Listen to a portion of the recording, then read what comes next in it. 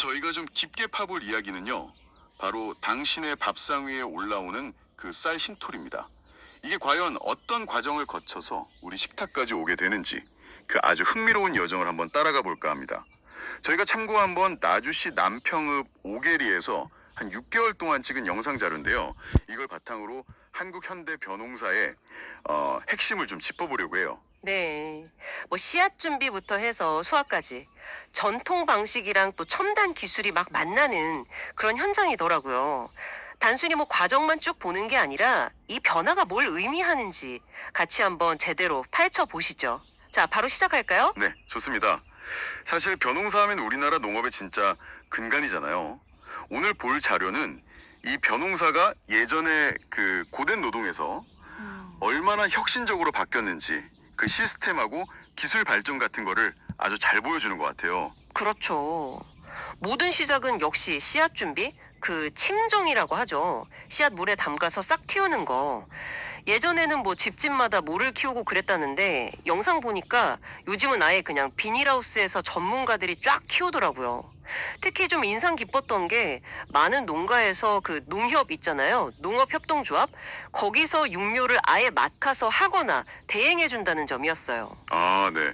여기서 우리가 좀 눈여겨봐야 할 게 바로 이 전문 육묘 그리고 농협 위탁이라는 시스템이에요.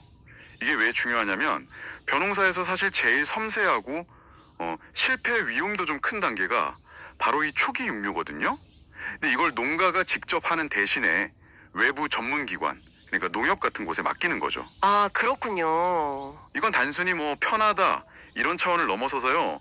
농업 시스템 전체의 안정성을 높이는 아주 중요한 변화라고 볼 수 있습니다. 위험 분산의 효과도 있고요. 네. 그렇게 모가 자라면 다음은 이제 모내기, 이양이죠. 옛날에 막 허리 굽혀서 손으로 심던 거 생각하면 야, 요즘은 진짜 세상 좋아졌어요. 근데 이 현대 이양기라는 게 그냥 모만 심는 게 아니던데요. 맞아요. 그게 핵심입니다. 영상에 나오는 그 이양기 보면 모를 심는 동시에 오레가 같은 그런 완효성 비료 있잖아요. 네, 그거랑 제초제까지 아주 정확한 위치에 딱딱 뿌려주거든요. 아, 한 번에요? 네, 특히 그 오레가 비료는 뭐랄까 캡슐 형태로 돼 있어서요. 벼가 크는 단계에 맞춰서 필요한 때 양분이 서서히 나오게 설계됐어요. 그러니까 중간에 비료를 또 줄 필요가 거의 없는 거죠. 노동력이 엄청 줄어드는 겁니다. 이게 바로 정밀 농업의 한 모습이고요. 이야, 대단하네요. 근데 또 궁금한 게 모내기 시기도 예전엔 막 5월 말 6월 초 이랬는데 요즘은 6월 중하순까지도 늦춰진다면서요. 괜찮은 건가요, 그거? 그게 오히려 요즘 기후변화나 이런 걸 고려하면 더 유리할 수도 있어요. 병충해의 시기를 좀 피할 수도 있고요. 또 재배 기술 자체가 워낙 발달해서 좀 늦게 심어도 수확량은 충분히 확보하거나 어떨 땐 결과가 더 좋을 수도 있습니다. 그러니까 예전 생각만 하면 안 되는 거죠. 그렇군요. 자, 모내기 끝났다고 다가 아니죠. 이제부터는 또 관리의 시간인데 잡초 뽑고 병충해 맞고 물 관리하고. 근데 이것도 진짜 놀란 게 논두렁 풀 베는 거 있잖아요. 그것까지 트랙터에 기계 달아서 쫙 하더라고요. 네, 그쵸. 특히 물 관리가 아주 과학적으로 변했어요. 예전처럼 그냥 물을 계속 대고 있는 게 아니고요. 물을 일부러 넣었다가 뺐다가 이걸 반복해요. 소위 담수와 간수 반복이라고 하는데 이렇게 하면 벼뿌리가 훨씬 튼튼해지거든요. 일부러 말렸다가 다시 대고. 네. 그리고 수확하기 전에는 또 물을 쫙 빼줘요. 그래야 벼 알이 단단하게 잘 여물거든요. 결국 최소한의 물로 최적의 효과를 내는 거죠. 자원 효율을 극대화하는 방식이라고 보시면 됩니다. 그리고 드디어 가을. 황금 들녘에서 이제 콤바인이 쫙 지나가면서 수확하는 장면. 정말 장관이죠. 그렇게 수확한 벼는 또 건조 과정을 거쳐야 우리가 아는 쌀이 되는 거고요. 수분을 한 15% 이하로 맞춰야 오래 보관할 수 있다고 하더라고요. 맞습니다. 이런 기계화된 수확, 그리고 표준화된 건조 과정, 이런 것들이 있으니까 대량의 쌀을 손실 없이 또 안정적인 품질로 시장에 내놓을 수 있는 거죠. 이게 식량 공급망의 진짜 핵심 중 하나입니다. 네. 근데 이렇게 수확까지 다 마쳤다고 해서 이게 끝이 아닌 것 같아요. 이 모든 과정을 가능하게 하는 뭔가 더 큰 시스템이 있는 것 같은데요. 아, 바로 그 점입니다. 현대농업, 특히 한국의 벼농사는요, 농협 같은 조직의 역할이나 정부 지원 없이는 사실 설명하기가 좀 어려워요. 농협이 단순히 뭐 육묘만 공급하는 게 아니라 농기계도 빌려주고 심지어는 농사 전체를 맡아서 운영해주는 그런 위탁영농 서비스까지 제공하거든요. 규모의 경제를 실현하는 거죠. 영상에서도 정보 지원, 특히 그 직불금 이야기가 좀 나오던데요.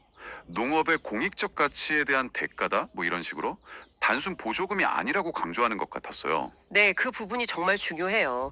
직불금 제도는 농업이라는 게 단순히 식량만 생산하는 게 아니라 우리 국토를 보존하고 홍수를 막아주고 또 환경을 유지하는 등등 이런 공적인 서비스를 제공한다는 사회적인 합의의 결과인 거거든요. 아, 공익적 기능이요? 그렇죠. 농업이 가진 여러 가치를 인정하고 그에 대한 대가를 사회가 지불하는 거다. 이렇게 봐야 해요. 그냥 도와주는 돈이 아니라 일종의 사회적 계약에 더 가깝다고 할 수 있죠. 영상 마지막에 보면 영농형 태양광 같은 이야기도 살짝 나오는데 앞으로 농업이 에너지 생산과 어떻게 결합될 수 있을지 그런 미래 방향성도 좀 보여주는 것 같고요. 야, 정말 씨앗 한 톨에서 우리 밥상까지 오는 과정이 그냥 보면 단순해 보일 수 있는데 그 뒤에는 어마어마한 기술 발전, 또 농협이라는 거대 시스템, 그리고 농업의 공익적 가치에 대한 사회적 인정까지. 와, 정말 많은 이야기가 숨어 있었네요. 이걸 알고 나면 이제 밥 한 그릇 먹을 때마다 그 의미가 좀 새롭게 다가올 것 같습니다. 네, 맞아요. 어떻게 보면 수천 년 이어온 우리 농업의 전통적인 지혜 위에 최첨단 기술이 결합된 거죠. 우리 식탁을 지키면서 동시에 농촌의 지속 가능성까지 고민하는 그런 과정이라고 할 수 있겠습니다. 자, 그럼 마지막으로 이 이야기를 듣고 계신 당신께 질문 하나 던져보면서 마무리할까 합니다. 오늘 살펴본 것처럼 이렇게 고도로 기술화되고 시스템화된 농업 환경 속에서 과연 미래의 농업은 소수의 거대 자본이 운영하는 첨단 스마트팜 중심으로 재편될까요? 아니면 영상 마지막에 비춰진 것처럼 농사와 에너지 생산, 광, 이 둘이 결합하는 영농형 태양광 같은 모델이 농촌의 경제 구조나 풍경 자체를 새롭게 바꾸게 될까요? 당신의 생각은 어떠신가요?